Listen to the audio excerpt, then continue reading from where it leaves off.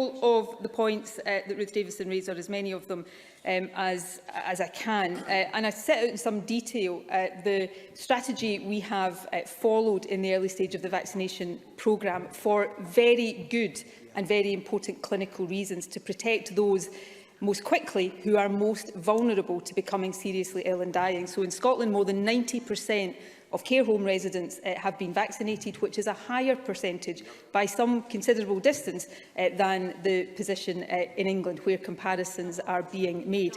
We are now, of course, picking up pace with over 80s in the community. We are not behind our targets. Over January, we expected to be vaccinating in the region of 100,000 per week. We are exceeding, in the most recent week, 100,000 per week. That is progressively increasing, and we have set the target, supplies permitting, of course, for that to reach 400,000 per week. We're all working to the same targets of completing JCVI priority groups 1 and 2, and then by mid-February 1, 2, 3 and 4.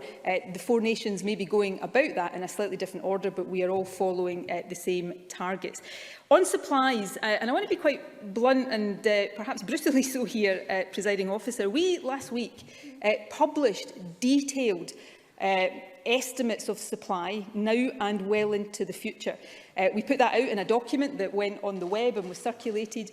I hope I'm not about to use unparliamentary language, Presiding Officer, but the UK Government had something of what I can only describe as a hissy fit about us doing that. So we agreed, in consultation with them, to take away the publication of those supply figures. They don't want us to be open about supply for reasons of commercial confidentiality. And while I don't necessarily entirely agree with the reasoning behind that, we have agreed with their request. And yet what we have is the UK Government briefing and spinning misleading figures on supply. So they have to be clear about which approach they want us to take. Supplies are allocated to Scotland, they are then drawn down to Scotland, and we vaccinate as quickly as we possibly can. And that will continue to be the case as we go through the different groups in our vaccination programme.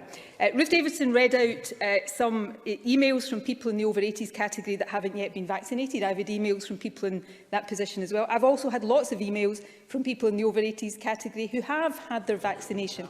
The entirety of the over 80s will be vaccinated by the start of February. So by definition, there will still be some who have not had the vaccination, and teams around the country are working hard on that. So just let me recap.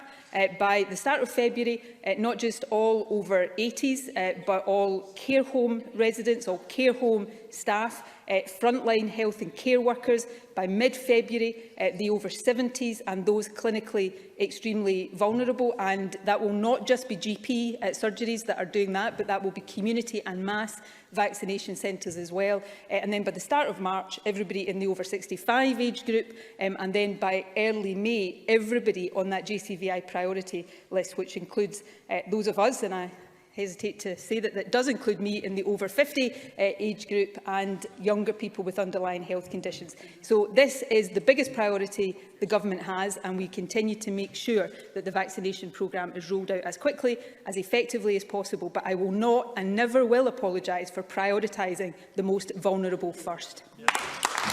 Jackie Baillie.